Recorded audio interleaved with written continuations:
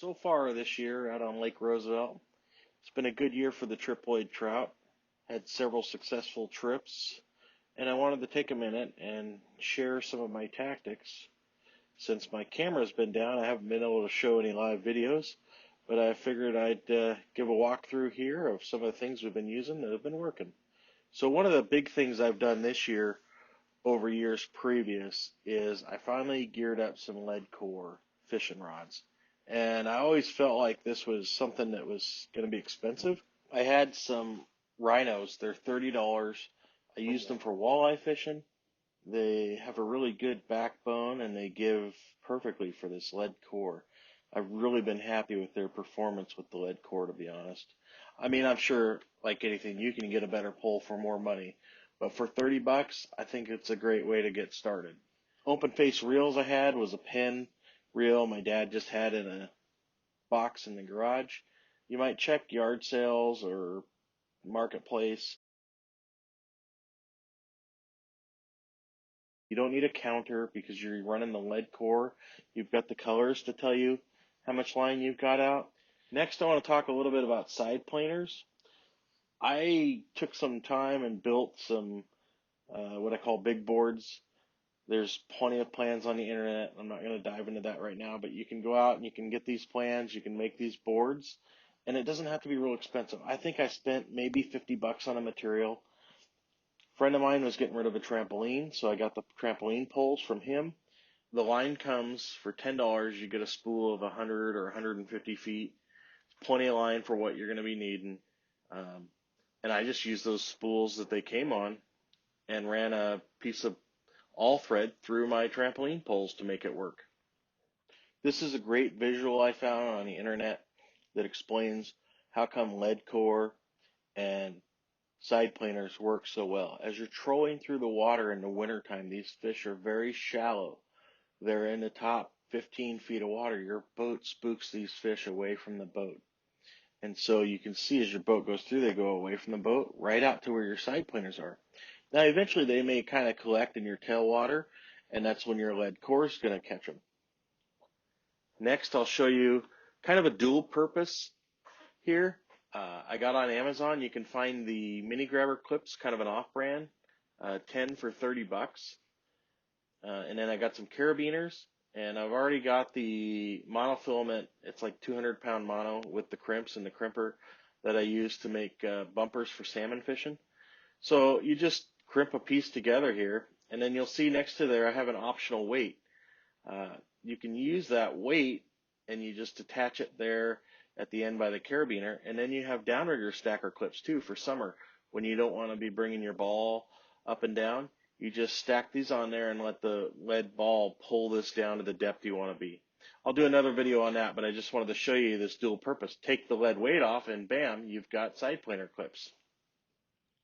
Now how you use the side planers is you go ahead and you set your line out as far as you want to run it. And depending on the weights, I'm running anywhere from 75 to 100 feet back, sometimes more if I'm down weight, just to get it out there to where I think the right depth is, 5, 10, 15 feet down. Then you clip your line in the clip, and you hook the carabiner onto your planer board line, and you let out more line. And as you do that, your lines pull away from the boat and allow you to fish the edges of the boat. So another way to incorporate side planers is what's called an inline side planer. There's a couple different brands out there. The one pictured here is called Sidewinders, and you can find these online. North 40, Sportsman's has them from time to time, but they're about $20, give or take. Sometimes you can find them cheaper. And these go right on your line. Your main line goes right through these, and you can see there on the picture, I've got my TB just as a weed guard, and then I've put a dropper weight slide, so that a slide that's the same setup I use for salmon fishing or walleye fishing. And then I run about a 2-foot leader from that out to my Dodger, and that way I can add some weight. Now, one upgrade you'll notice here is these normally come with a little rubber piece that you wedge your line into. And I talked to a guy, and he says, just take that off and put one of your mini grabber clips on there. And that has made a world of difference in how effective these are and how easy they are to fish. Another thing you might notice is the bell attached to the fishing pole. I like to have that audio indication of a fish strike. Let's talk about some of the gear I've been using. You can buy Dodger blanks online. They come blank. You just paint them your own colors. So for these, I took an epoxy paint that you would use on, say, a refrigerator or a washer and dryer, and I used that as my base coat to really grab the metal. And then I just got some cheap $2 UV blacklight paint from Walmart and put these designs on there. And they have just been fishing awesome. I then seal them with some sort of acrylic paint sealer just so that they hold up. You can see here what happens when you put the blacklight to them. They really light up. And I really truly believe fish see in UV, and those are definitely a neat attractor. So behind that Dodger, my best trout lure this year by far has been a Brad's kokanee cut plug in a copper color. I can't tell you how many fish it's put in the boat. I'd say close to 60. Fishing the little Stalker Lakes to Roosevelt, even for the kokanee, it's just been crushing. You can see here in this picture all the teeth marks in it, how scratched up and beat up it is, but it's still my best lure. Now, what am I putting in that, you ask? I just take chicken of the sea, tuna and oil. I take that out of the can. I sprinkle some Potskie's fire cure in there. Orange or pink, it really doesn't matter. That's just what I have. I use on the corn all the time. So on top of that tuna, I just add some of this Mike's UV Super Scent Anise Krill.